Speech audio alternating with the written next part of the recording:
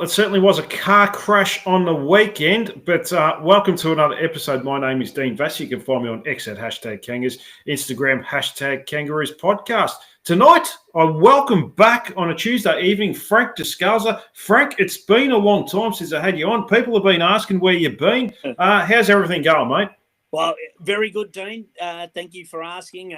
As I filled you in off camera, It's been a pretty hectic sort of 3 months with some health concerns, not for me, but a member of the family. But we're all good, and we're slowly heading in the right path. So it's great to be back, mate. I've sort of listened and watched from afar and thought, can't wait to get back in the garage on those cold nights and dissect the game. So, I wish it was under better circumstances, but here we are.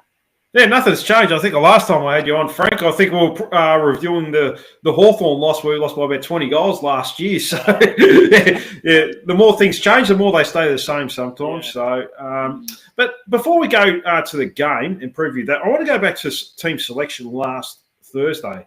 Now, Will Phillips came out of the side with Toby Pink for Griffin Logue and Matt Whitlock. Seemed like a strange move at the time, Frank, and it's easy to criticise after the fact, but it didn't make much sense to me. I actually thought we needed another runner or rebounding defender, or at least not a fourth key position defender. How did you see it? Because there were a few group messages going through our chat last Thursday night when selection was coming through. Yeah, I couldn't agree with you more, Dean. I kept thinking that there was going to be a late change and that either Sherry was going to come out and that's why Whitlock was there, because maybe they were going to throw Comben into the ruck or something like that. I know Teakle had been named as an emergency, I believe, as well. So I kept thinking there'll be a late change there. That lineup looks way too heavy. And then I think on the Friday when they announced the late change and it was Finn O'Sullivan, that meant we were technically sort of even going to be one more runner down. I sort of thought that's a very tall side. Very tall back line, and I think, mate, he tried hard, Matty Whitlock, but I think it showed it wasn't probably the best move. And I don't know what he took out of that game. He looked pretty dejected at three-quarter time, I must say. Well, he did get subbed out at three-quarter time. We'll talk about that a lot more. But thoughts on the game, Frank? Obviously, we don't have to go into too much detail. We all witnessed it, but it was a bit of a collapse in that second half, particularly early in the third quarter. The first 5 minutes, I think Sydney had 20 possessions, kicked 3 goals, and blew the game pretty much wide open. It was wide open. It was pretty disappointing, wasn't it, Frank? Oh, horrible.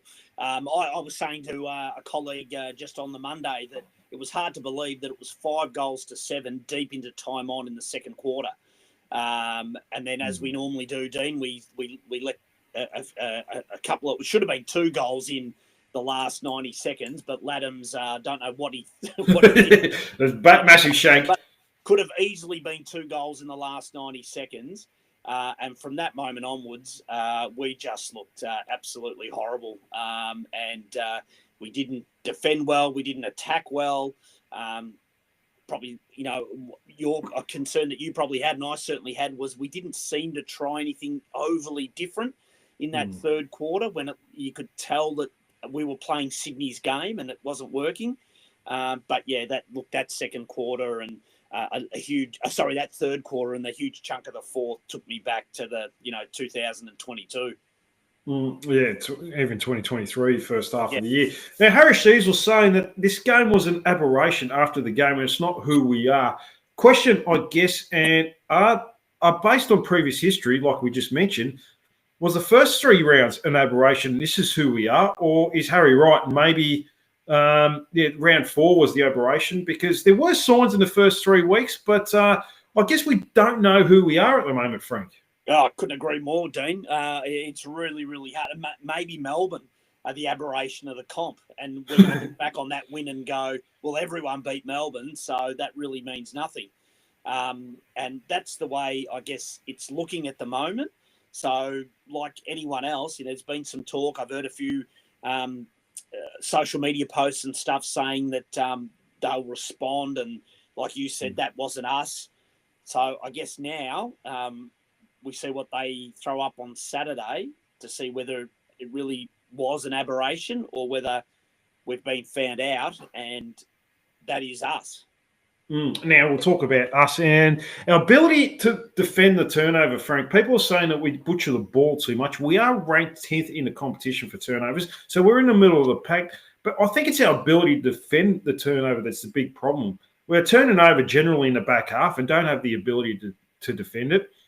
Teams are pressing high against us last couple of weeks, which is forcing the ball out wide. We have to change things, don't we? Oh, and one of those changes, Frank, is to me to get a rebounded defender with pace in the back half. Too much, I believe, is on Daniel at the moment. He's butchering the ball a little bit too. She's will play the sweeping role, but he won't get you meters gained. He's a lot of just gets I guess a lot of cheap touches, but nothing damaging back there. I almost feel like we have to put McKercher back there because he's got the ability to break the line because Zach Fisher isn't available right now with a concussion, but he is back this week, I guess.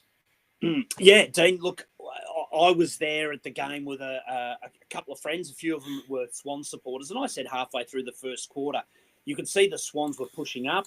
They were giving us those kicks out wide to the halfback flanks, but they weren't giving us the corridor, and we unfortunately don't at this stage have the players who can kick and hit targets in the middle of the ground who are prepared to take that risk knowing they can do it.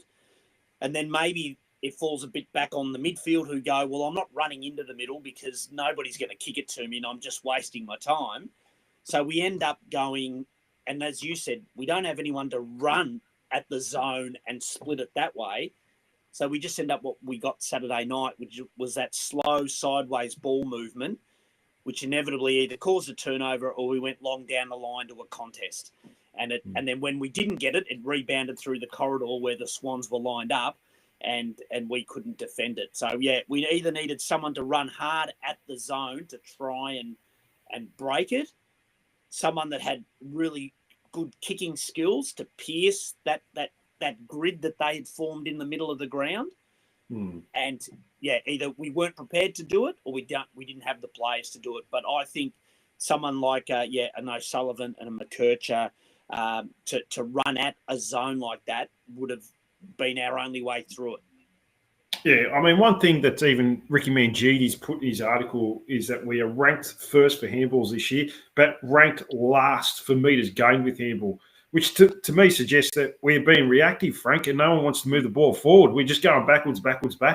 You almost see it. We'll get the ball on the wing, and then we handball all the way back to centre half back just to kick back to the wing. We just don't have that line break on. We've got good players that try hard, Darcy Tucker, Luke McDonald, but they don't give you any drive back there. And I think that's a big concern, Frank, for me anyway at this stage. And I think, Dean, it also plays into the opposition who know that. And so they probably don't press hard against a Darcy Tucker or a Luke McDonald because they're probably happy to have them to have the ball because they go, they're not the guys that are going to hit a guy 70 out in the middle of the ground and cause us any heartburn. So they probably go, look, let Luke McDonald, let Comden, let Darcy Tucker and Dylan Stevens and all those blokes have as many kicks as they want across half back. They're not going to kick it into the danger spot. So we don't mind them racking up the ball. So that would make perfect sense that those numbers are reflected in the way you just mentioned. Yeah, also teams are trying to make Charlie Comben accountable as well now. He had that game against Melbourne where he had 12 intercepts and 8 intercept marks, but on a weekend, only there's 6 intercepts against the Swans, 19 metres gained as opposed to 243 metres gained a fortnight ago. We have to find a way to free him up as well, Frank, because he's crucial to that back line getting those intercepts, isn't he? He is, yeah, absolutely he is. But I think that was a bit symptomatic of the whole back line, Dean. I haven't gone through metres gained, but I'd be surprised looking at if I went and had a look at like Aiden Corr's numbers and Comben and stuff like that. They seem to me to be very lateral throughout the night, particularly in the second half, without a lot of dare or energy to push forward and create. No, definitely. And midfield, and a lot of people are coming for LDU right now, Frank. The contract length of money, looking at $1.4 million per year over 7 years, or thereabouts. David King has gone at him, saying he's getting that contract based on potential right now, and is it worth it? I'm paraphrasing a little bit there, but it was words to those effect. But at the end of the day, we need him to deliver more than what he is so far this year, Frank. Yeah, I think unfortunately, Dean, LDU and Jai Simpkin to an extent are going to be like, the Adam Simpson of our midfield, sort of hard workers, fight hard, but they don't hurt you with their disposal. LDU's never been a great kick. Simpkin butchered the footy on Saturday night a number of times with just basic kicking errors. But look, their attack on the ball is good. That they tackle, they get the contested footy. They just miss that kicking skill. So there'd be a very strong argument to say, well, if you can't kick in the modern game, you're not elite. And neither of those, I mean, they can kick, Dean. I mean, obviously they can kick, but they're not damaging kicks. So I could see the argument. To me, look, I don't think he's probably earned that 1.4 on what he's delivered, but I don't think the list is in a position where, do we just let him go and then go back to the draft and get another 18-year-old and wait 4 years for them to develop? It's just a never-ending cycle.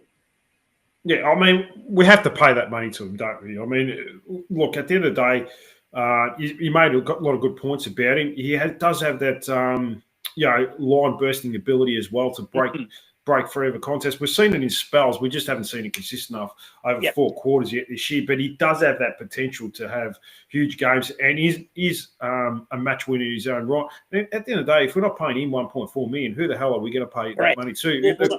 Well, that's the other argument, Dean, isn't it? If you said to someone, okay, well, who's worth 1.4 million at North?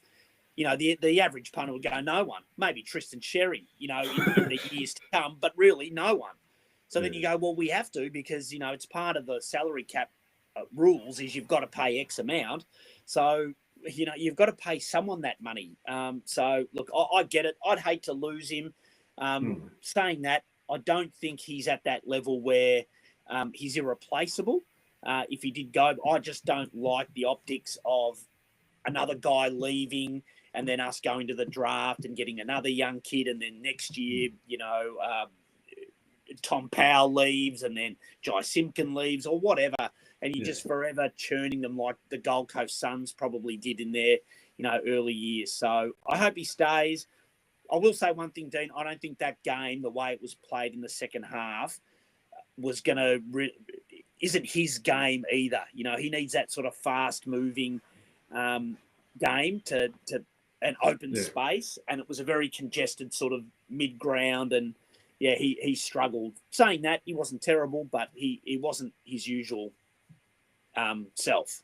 No, definitely not. And I think he's got to be careful, because at the end of the game, I know Fox Footy were talking about the game, David King and so forth, but there was a camera on him and he was sitting there laughing and joking with people after the game, just like with family members and so forth. He's got to be careful doing it in front of cameras. Look, I don't care. You can do that after a game, but some people will sort of say this person doesn't care enough, and I'm sure he does. But you just got to be wary of people around, and watching that sort of footage, seeing that you've lost by 10 goals and you're sort of sitting there having a laugh. So and we all know, Dean, the footy media is at each other to try and have an angle or a story or something that generate clicks and something like that on the Sunday Footy Show, where they isolate that footage, and one of the commentators gets on there, we all know who they are, and goes, look at this bloke, he's asking for millions. Here he is laughing after an 11-goal loss. So I get it. Yeah, absolutely. I don't expect him to cry and lie on the floor, but I agree with you. I think they need to be a little bit careful about how they present themselves after a loss like that. No, definitely.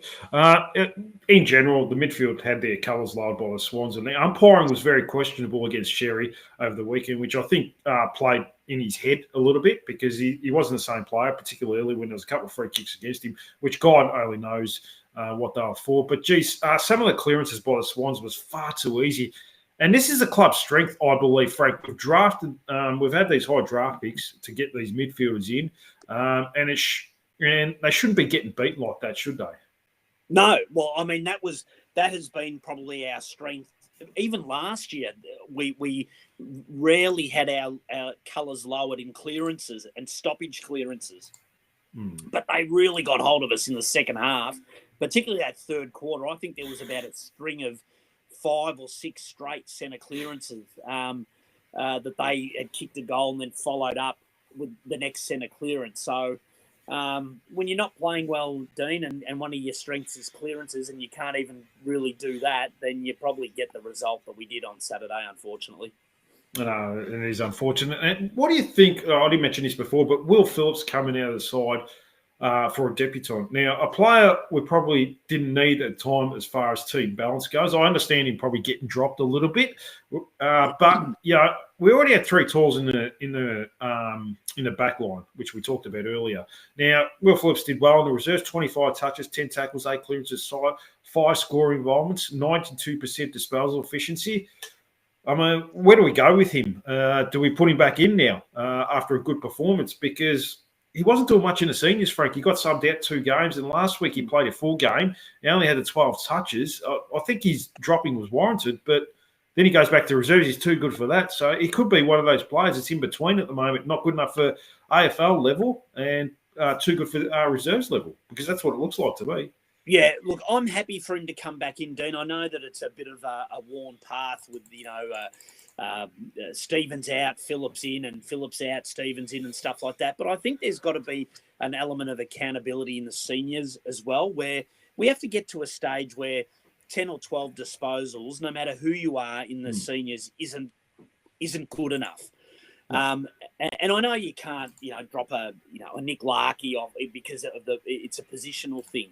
But I think as a midfielder or as an on-baller or someone playing on the wing or half-back or something like that, we need to set a standard where, as a senior player, if these are the numbers you return, then we're going to bring in the best 2 or 3 midfielders in the 2s to give them an opportunity. And then if they don't hit the numbers that we need, then you'll come back until we find the people with the right level of desire to pull their weight. But it's a funny one with Phillips, because you sort of think, look, he's going to come back in, give you your 12 disposals.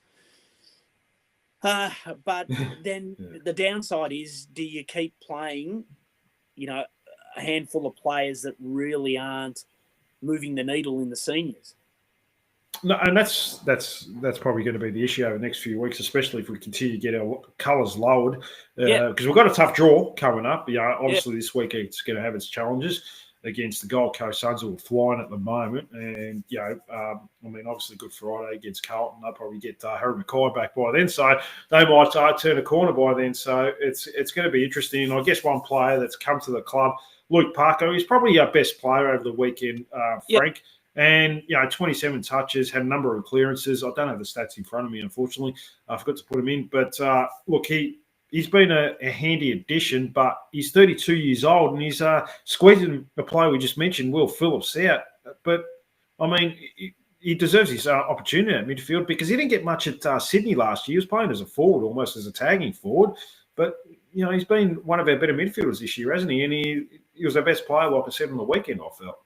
Yeah, look, I don't have a problem with what age they're at and stuff like that. I think, though, that the club's nearing, or I think they've probably gone past it, the point where they need to start having a stronger accountability of senior players and their performances. And when you throw up a second half like you did like that, I think it'd be disappointing to see Stevens out, Phillips in as the only change into the side. I think there's got to be a message sent to whether it's 2, 3, 4 players where they either, get omitted and told that we're looking for more.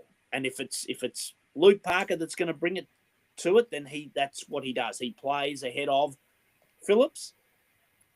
But again, if you're going off what Phillips put up the week prior to get himself omitted, there'd be 3 or 4 boys that would be fairly nervous Thursday night that played on Saturday night, I would have thought. No, look, there will be at least 2 or 3 I think on notice. We'll certainly get into some soon, but it's going to be an interesting selection this week. I mean, good news is George Wardlaw came back into the VFL, played 3 quarters, 21 touches, 6 tackles, 7 clearances, 4 score involvements. He'll be a handy addition. But in saying that, we should have enough midfielders in there that they should have beaten the Swans midfield, shouldn't they, Frank? They should, even without Wardlaw. Yeah, correct. And I did watch the live stream of the game on the twos, and he didn't play in a forward pocket or a half forward flank. No. He was running through the middle and at pace, and so he looks to be fully fit. Whether they think he can run out the full game in the seniors, I guess we'll find out. But look, I still think that Wardlaw there'd be some flexibility in what we do with Parker or Simpkin to be able to bring him into the side. Which I've got no problem with him coming in, and we know that Jackson Archer obviously isn't going to come in, but Finn O'Sullivan possibly will as well. I just want more accountability for the senior side as far as who goes out rather than who comes in. I'm more concerned about who gets rewarded with another game on Saturday after that performance on Saturday night. Definitely, yeah. No, that's a fair point, Frank. But we'll have to see what happens tomorrow night at selection, because it's going to be very interesting. I guess the forward line, I don't think they had much hope over the weekend, but Nick Larkey had his colours lowered by Tom McCartan, didn't he? He did. Yeah. He was literally unsighted. I thought he started okay again. I thought he played a little bit for the contact free kicks early, when he might have been better off trying to actually win the one-on-one, and whether that sort of lowered his confidence or not, I don't know. As it turns out, he probably missed out on a couple that I thought were there. But it might be one of those things where he does it so often, umpires are a bit gun-shy about it. And then he just completely disappeared in the middle of that game. And, good on him for sort of continuing to have a crack and kicking a couple of late goals. But it was probably one of the poorer games he's played in recent times. I mean, I guess the issue is, even when we got the ball through the corridor, the forward 50 entries were still poor, weren't they? Yeah, they were still deplorable. Yeah. So I wouldn't have expected a hell of a lot because of those forward 50 entries, particularly where they were coming from and how slow they were going into the forward 50.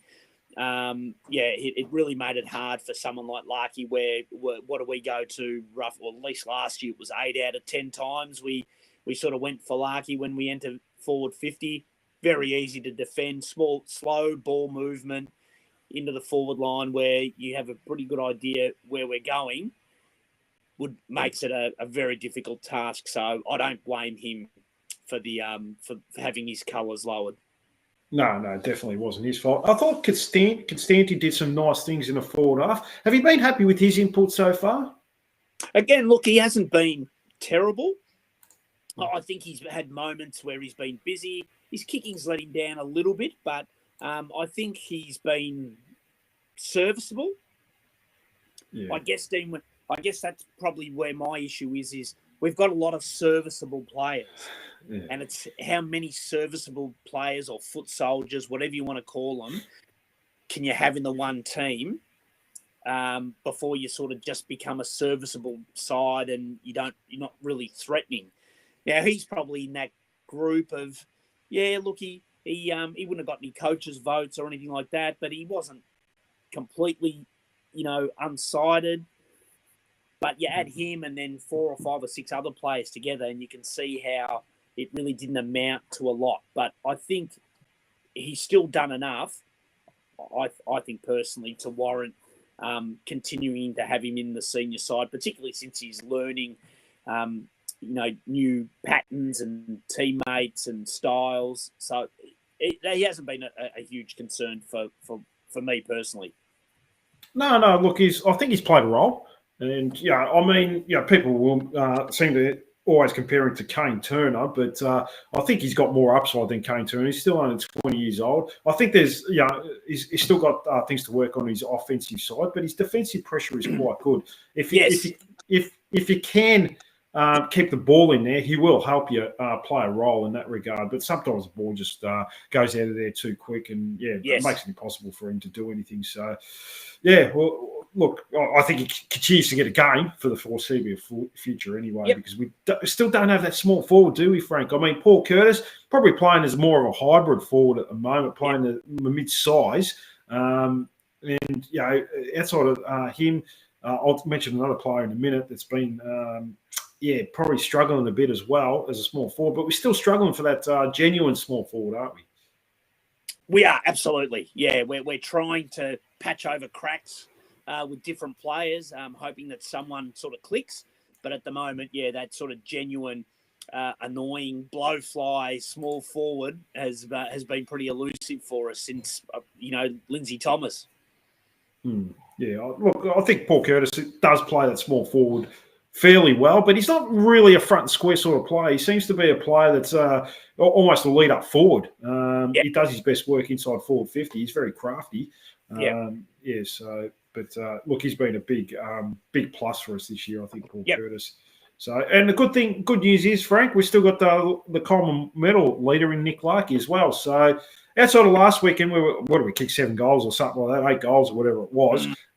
We've been getting good scores on. So maybe last weekend was the aberration, and we do have some forwards that can kick goals for us, because we have seen it in the first 3 weeks.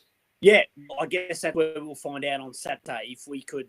I think at best, personally, I think a really competitive effort. I think going off the back of what we saw Saturday night and what I watched the Gold Coast last weekend as well, it looks a bit beyond us at the moment. It would have to be a massive form reversal. But I think something really competitive would be the absolute sort of benchmark. And if we can do that, then maybe we start to think, okay, maybe the Swans game was just a really bad moment, bad hour, really. Yeah, and look, it's the most important thing now is the response. We can accept bad games. We'll see how we go. Now, a couple of other players we will mention. Bailey Scott, Frank. How do you see him? A lot of people are saying he isn't proving his worth right now. Didn't have an influence over the game. Only averaging 14 possessions a game this year. Really down from 20 per game last year. Still turning over as well. Still getting 5 or 6 turnovers per game. He needs to lift, doesn't he? He does. And he's another one, Dean, in that group that I was mentioning before about accountability. I think it's getting to the point where a message needs to be sent, not necessarily through Bailey Scott, but there needs to be like some shots fired at selection to, show the other players, the younger guys, that 14 disposals a game doesn't cement your spot in our best 22. I don't think that's too much to ask, and he's playing on a wing, Dean, as well. So, he should have the ability to produce more for us. So he's been, really. I think he's been really poor this year, and the second half on Saturday night didn't do him any favours. No, he was almost went missing in that second half. But Ian has come in. Love the show, Dino, first-time caller. Will Clarko make some hard calls at selection table this week and drop a senior player, Bull or LDU, to send a message, or will it be the same old out Whitlock or he's gone HJR? I assume that's Hanson Jr. We might as well talk about selection now with that question, Frank. I think he'll stick with Bull and LDU, and probably, I think, like someone like Whitlock will probably come out. He'd be the most obvious choice because we need another rebounding defender, don't we? Yes. Speaking of which, Dean, I was very impressed with Hardiman. Of course. The quarter he played, 10 disposals. He certainly didn't, threaten with Brownlow votes or anything like that. But I thought what he did really well. And defended hard, got back on his man and spoiled, and looks to be generally a well-balanced kick. I'd be really disappointed. Have you seen that he got 10 disposals in the last quarter? I'd be really disappointed if it's him and Whitlock that come out.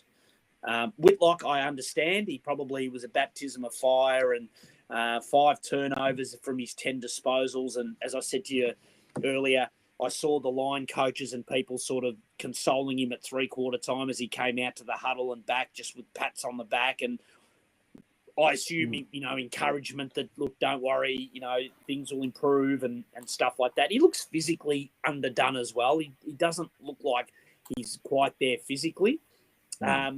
So I think he will probably come out. But, yeah, I agree. I think the time it's getting very close to sending a message, whether it's a Bailey Scott or someone like that, one of the more respected names, has a run in the twos to send a message that we need more. No, look, and it might come down to, I don't think you drop Cameron Zua. Cameron Zua has had a good year so far this year. I think he's kicked about 9 or 10 goals. And LDU, you can't drop a player like that. Like, even if he's out of form, you don't drop a player like that. Not with that quality. You can't find a replacement like that in reserve. So, yeah, it might be someone, like you said, like a Bailey Scott, who's a bit out of form, to go back into twos and find some form. But, yeah, look, I mean, generally what I've seen from Alistair Clarkson's press conference after the game, I don't think he's ready to make those calls just yet. I think he's prepared to give the team at least another week or two before he starts swinging the axe, I guess, Frank. Well, that's my fear, Dean, is that day ever going to come with Clarkson and selection? Because he seems to me that certainly the venom that he had at Hawthorn seems to have did not be there anymore. He seems to me at the press conferences almost be conditioning the supporter group to this is inevitable. This is what we are, not this is unacceptable and needs to change. It's almost what did you expect? And I get that. I never thought we were going to make the 8 this year, but I find it a little concerning that he seems very accepting of at least publicly. Maybe he goes in behind doors and he absolutely tears them to shreds. So I don't know. But as far as press conferences and stuff like that, to me, he seems far too accepting of a performance like that. And then you go to selection and he drops one player. To me, it says, I don't know that I can change this. Well, he seems to be. Look, it's fair to say he's under as much scrutiny as the players right now, Frank. Yeah, absolutely. And I don't blame the media for coming at him for that, because, like we've touched on, some of the selections were very strange. I found that there was no attempt to shift what we were doing in the second half when the game was getting away from us. It just seemed like we accepted it, that, look, they're going to own the corridor and we'll just go down the wings and see how we go. And it was just rinse and repeat. There didn't seem to be any manoeuvral changes. They didn't throw the magnets around and too much anyway and try anything vastly different. And then the press conference comes and it's like, oh, they're a really good team. They made the grand final and they own the corridor. What's the point of turning up then? Let's just give them the points. Yeah, too much respect almost. Yeah, it was just to me it was almost like too much respect and an acceptance of, well, you didn't really think we were going to win, did you? And I actually thought we were going to win. I actually turned up thinking that this is the exact moment that we stick the flag in the ground and go 2-2 on our home deck against an interstate side and head off to gather round with that real sense that things are changing, and we did the exact opposite. No, look, and I'm with you. I don't know if I fully convinced myself that we're going to win, but I thought we'd get really close, Frank. I thought within a couple of goals, to be honest with you. They had 7 or 8 players missing, and I think that's what hurts the most. They had a lot of senior quality players out of the team, and they still did a number on us, Frank. That's what really hurts at the moment. Yeah, absolutely, Dean. Look, I didn't think that we were going to, rort them. But I thought that this would be a live game deep into the last quarter, and it would come down to, a moment of brilliance from someone here or someone there, and we'd walk away with a 2-goal win. That in my mind was easily achievable had we brought the right attitude. But unfortunately, we did the exact opposite. And then, we had the people I was sitting with, a few of them who are Swan supporters, were talking about prior to the game that they were really nervous. They thought this one might slip through the cracks. And picking out a couple of Swans players who have said, "Oh, he's out of form. He's out of form. Grundy hasn't had a touch," and they look like superstars. Yeah, they found form, that's for sure, against us. Yeah. So, which tends to happen against us. If you're an out of form forward or something like that, you will play against North Melbourne, you'll find form. So, I mean, how many times did we cop with Franklin over the years when he was at Hawthorn and Sydney? He was out of form, then he come play against us and kick 13 or something like that. So, that you're right, Dean. That's what really hurt was, I thought they were absolutely right for the taking, Sydney, and we just didn't fire a shot. Unfortunately not. Now, one more player I'll mention in the senior team now, Robert Hansen. There's been a few contests the last couple of weeks, Frank, where he hasn't gone hard enough. Unless he starts to go harder at the ball and contest, and even the man, then he won't make it, even with his running carry and skill set. When it's your time to go, you have to go. And you can't go half-hearted, can you, Frank, in this game? Yeah, correct. And I'm just having a quick look, Dean. He didn't lay a tackle for the night amongst the 7 disposals. And so that's, again, Dean, touching on what we were talking about before. You know, where's the cutoff for an acceptance of a senior, return? And I would have thought 7 disposals with no tackles isn't going to get us where we want to go. Right now, whether I would think he's in trouble with those numbers, but I'd be happy for like a Bailey Scott if he returns those kind of numbers to be fearful that he's not going to hold his spot. But the only thing with Hansen Jr. is that he seems to be the part of that revolving door in our senior reserves, where it's him and Phillips and Stevens and Tucker or whatever, and stuff like that. But yeah, I don't think off the back of those numbers that he warrants a game this week. No. Look, he's definitely on the fringes. I don't think even the last couple of weeks he hasn't been where he was against Melbourne, where he did show a bit. But he's got the perfect skill set as well, Frank, which is frustrating because he's got a bit of pace, he's got a bit of run and carry, he's got good skills, good foot skills. He hits targets generally, which is unusual for us. So, yeah, it's just frustrating. He's like a lot of players, I guess, at North Melbourne over the years, Frank. He's just a little bit frustrating with a couple of things he does. Yeah, but that's where, I would hope that, going back to the twos for a Hansen Jr. isn't your papers are stamped. You're never going to play senior football. Go back and work on those deficiencies. Say to him, mate, go back and give us 4 tackles in the VFL.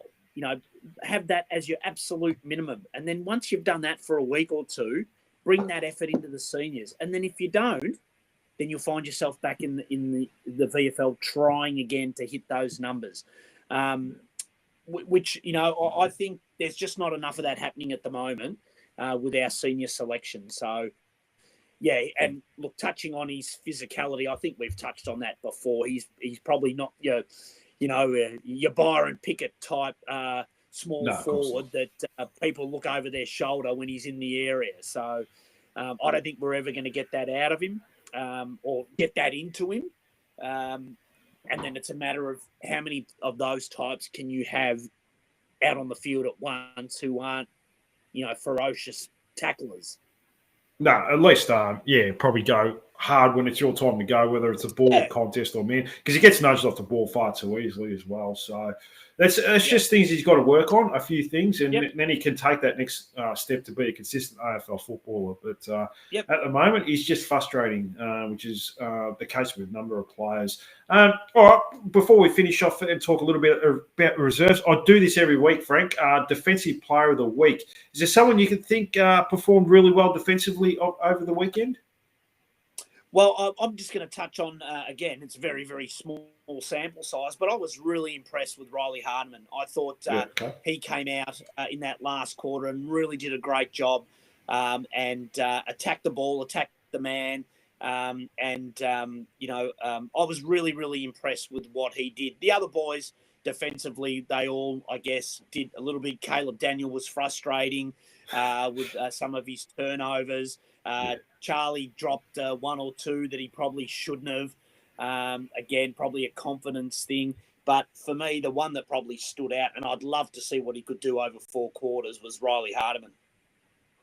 Well, hopefully gets that opportunity this weekend. He almost had many possessions in one quarter of the AFL than he did on in the VFL, playing 4 quarters on Sunday there, Frank. So, yeah. But look, he definitely deserves an opportunity for a full game anyway. I've seen enough of him to suggest that he does deserve that.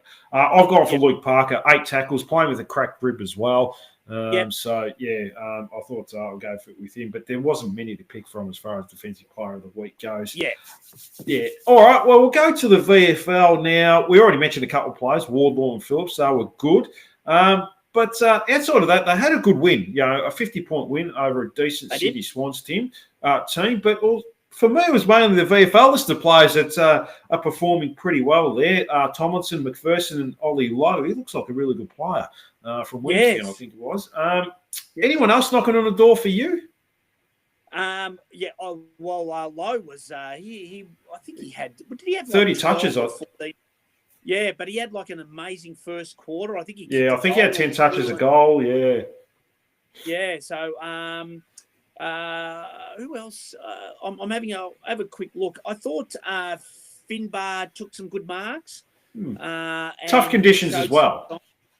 Tough conditions. Dersma's probably getting a little bit closer. Yeah, he's getting closer. 18 disposals, 2 goals. Whether they might want to put another week into him and see whether he can do something similar again. I think he's probably he wasn't too bad.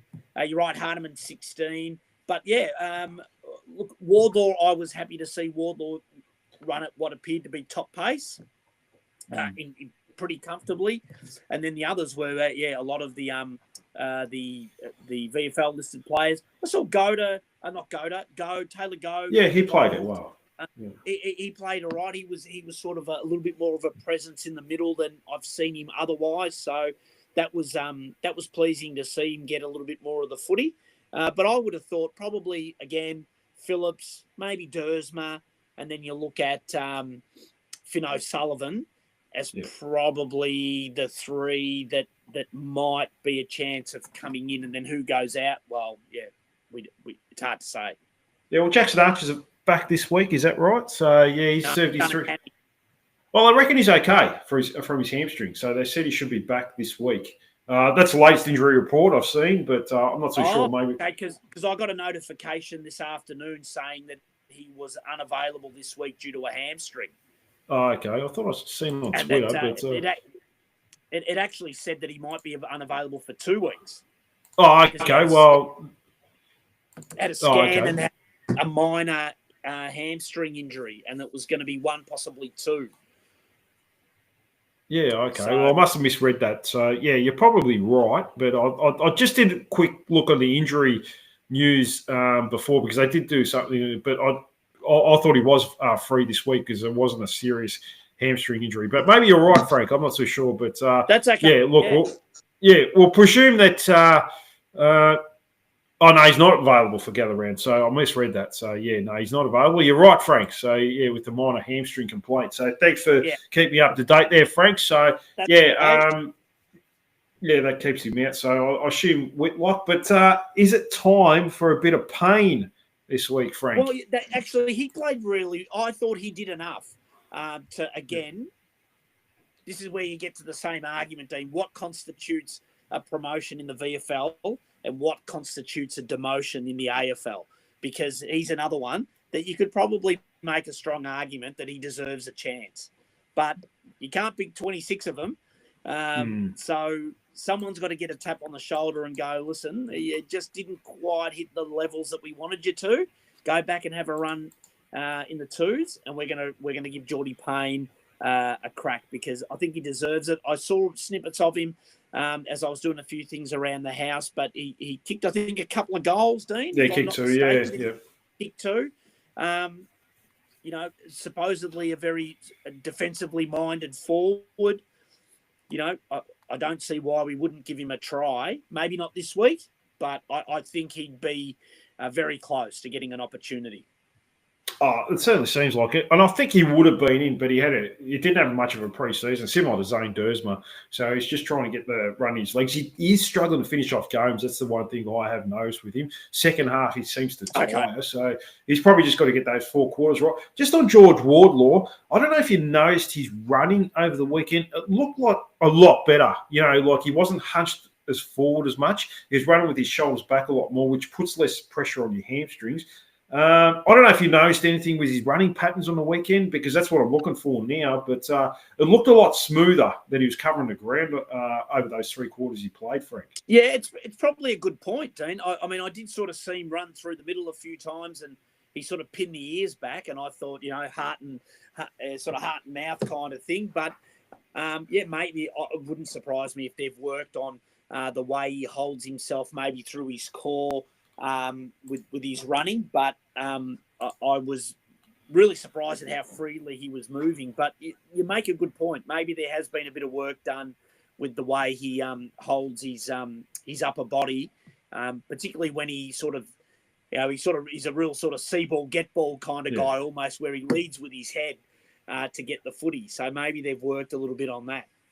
Well, I hope so, because that's what it seemed evident to me over the weekend. I didn't see him the whole game. It was just like when he was in vision on a small laptop, you can only see so much. But he looked like he wasn't hunched over as much when he's running and putting more stress on his hamstrings and calves and so forth. So hopefully it's something they work with, because I remember years ago when Cyril Rioli was at Hawthorn, he was doing his hamstring a lot, particularly early in his career, and they worked a lot with his running technique, and it made a big difference. So I hope they're doing the same with George Wardlaw, because obviously with his history of hamstrings, we need him fully fit. Now, we move forward to gather around. Frank, the Suns are on fire. I think we have to change the mix. Like we mentioned about team changes, but we have to change the way we play as well, don't we, Frank? We can't just keep doing what we've been doing the last 2 weeks. Otherwise, this could be another ugly result, Frank. Yeah, we've just become far too predictable in my eyes. If the game isn't played on our terms, we fall apart. We can't seem to adjust when the momentum shifts against us. So I think if we're going to go sideways and long down the wings with slow ball movement, it's going to be 32 degrees or something, I think. Yeah, it's going to be hot there. I think that they'll get flamed. Again, you probably don't want to shoot out either against them in those conditions. But I think we need to have a few more cogs to what we do, because we're becoming a little bit too easy to defend against and score against, as you touched on earlier. So how that looks, Dean, whether we do something incredibly different and swing forwards back and backman forward, or whatever they do, I'm all for it if it's going to give us a new look. No, and look, one suggestion from me was to put McKercher in the back line, because we need a line breaker in that back up. What do you think about that? Do you think that's a possibility this week, or someone else that can run and carry? Yeah, I guess the balance that I would want to strike across the back line is just to make sure we have enough defensively minded backmen to compensate for the run. So if you go with Finn O'Sullivan and McKercher on the 2 halfback flanks, you're going to get run and a bit of dare, probably a bit of creativity. But are they going to get hurt on the way back? McKercher's still quite a small frame. You start the opposition. If I was opposition, I'd be going through his man for a lot of the attacks. Likewise, O'Sullivan, you could get a mismatch there. But I think we're at the stage, Dean, where we just go, well, look, we could probably live with that if it means we look different in how we move the ball through the middle of the ground. No, definitely. And that's going to be interesting to see, because we are turning the ball over in those dangerous parts of the ground, which means we can't defend it. It's just too hard. Hopefully, getting someone else back there, it might just release Caleb Daniel, because there's a lot of pressure on him, isn't there, Frank, to actually do everything. He's literally the only guy that is, at least at the start of the year, was prepared to bite off those dangerous kicks. And I think he's starting to get a little gun shy because he's had a couple of bad turnovers. There was obviously the really bad one on Saturday night that directly cost us a goal. And I think if everything keeps falling on him for those kick-outs and trying to create off half back, it won't be long before he breaks and ends up, just being a guy that kicks 30 metres sideways and isn't prepared to run and carry. So, yeah, I agree, Dean. He needs a bit of support there if we're going to try and launch attacks from half back. It can't all be through him. Well, Riley Hardiman might be a good option. He's a good rebounding defender as well, so with good foot skills. So, look, he's definitely a player that has got to come into serious consideration to come into the team this week. Yeah. That's and for sure. Looks to be physically, he's pretty strong. He looks like a very solid boy. I don't know that we'd be too concerned about him getting pushed around on a mid-sized forward. So physically, he looks like he's there. And he's a very well-balanced kick. I'd like to see a bit more of him and see what he could do. So let's see whether it's this Saturday or not. Yeah, I mean, he's got some interceptability as well. He's certainly shown that in the VFL this year. So, yeah, look, he's got all the ingredients to be a really good rebound defender. So, yeah, look. Yeah. Not too sure if they're going to go with him, but we'll have to wait and see. Do you expect to bounce back this week, Frank? And do you really believe we can bounce back this week? And not so much win. I mean, it's going to be tough to get, but to get within 3 or 4 goals. Yeah. Look, I would have thought that was the bare minimum, Dean. I think anything outside of that, if we go beyond 6, 7, 8 goals, I think, again, there's the heat's going to amplify on both the coaching and whoever it is that didn't perform on the day. So I would have thought for everyone's sake that it needs to be a live game halfway through the last quarter for them to be prepared to accept, okay, look, we didn't win, but we pushed them all the way. But I think if it's a second half blowout like it was on Saturday, I think it's just going to be another incredibly uncomfortable week for the players and the coaching staff. No, and that's right. They want to try and avoid the media scrutiny because they've copped a fair bit the last few days, and probably rightfully so too, Frank, because this has been an ongoing pattern for 5 years. The onus is definitely on everyone. A lot of players, not just players, but coaches are under pressure as well this week to find the right mix. So, yeah. What's your final prediction for this game, Frank? Oh, Dean, look, I hate the honourable loss and stuff like that. I think the Suns will get it done probably by, I would have thought, 4 or 5. Let's say a goal better, at least a quarter. Probably 2 goals a quarter better on what we put out last Saturday. So you could easily be looking at 50 points. But I think if we can bring a different level of energy, I think we could halve that and, not walk away with a 4-goal loss, but minimise the damage of what the weekend might look like if we could, push them really hard. But, yeah, going off what we saw on the second half last week, I'm not hopeful. No, look, hopefully we do get a response this week, and not just for the first 10 minutes of a game or anything like that. We want to see at least 3.5 quarters of a response. Yeah, and correct. if they're too good, then so be it. There was nothing wrong with the first 10 minutes of Saturday's game. I thought our pressure, both sides' pressure was great. They were ferocious at the ball. There was a lot of stoppages. It was very messy and stuff like that. But there was nothing wrong with our endeavour. It was probably their kicking skills that separated us at quarter time and probably the same at halftime. But then that was what was so disappointing. We went from having a go to half an hour later, basically, we looked like the Little League. So I think if they could bring the level of effort they brought in the first quarter over the 4 quarters, I don't see why it can't be a really competitive game, but I would be shocked if we won it. Oh, look, yeah, it would take a massive turnaround for us to win a Yeah. game, but you never know. Yeah, I think the first quarter was 26-0 goals from turnovers, points from turnovers, I should say. So, so that was different. So I think it was 33-12. And then we got the first 2 goals of the second quarter. So, well, there or thereabouts there for a fair chunk of the first half. But, unfortunately, just capitulated in the second half. But, look, hopefully we do get a response this week, and that's all we can ask for at this stage. Yeah. That's all I have for you, Frank. Any final messages out there? No, Dean. No, You're going this week, are you? Or? I was, but of course, as we touched on earlier, because of the issues that happened late last year with a family member, I'm acting as a full-time carer, so I wasn't able to. The guy I was going with, he needed the guy that was going to jump in and take my position. He needed to know 3 weeks out to let his employer know that he was going.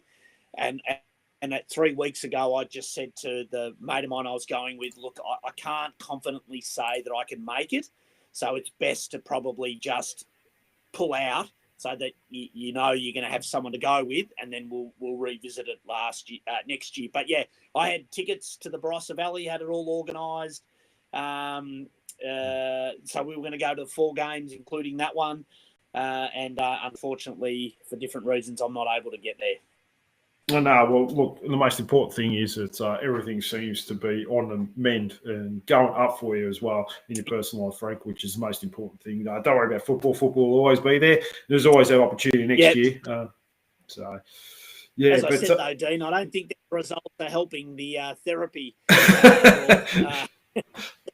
It'd be nice to have something to smile about on the weekend. But anyway, look, who knows? They might shock us. But I'm preparing for the worst, hoping for the best. Oh, look, that's probably the best way to be as far as being a North supporter. So it certainly helps. But look, I really appreciate you coming on, Frank. It's been a long time between drinks. Hopefully we can make this a regular thing from now on, Frank, weekly thing without too many issues, and go from there. Terrific, Dean. It was great to be back, mate. I've missed it. I've missed a lot of things, but I've certainly missed our little chats midweek. So look forward to catching up with you next week and hopefully celebrating a win. Oh, we certainly hope so. And thank you to all you Labour listeners as well. I'll be back on Thursday this week. We'll go through team selection, most likely. Like, subscribe, leave a comment, tell your mates and whoever about it. That's it from me. Bye for now, and go Roos.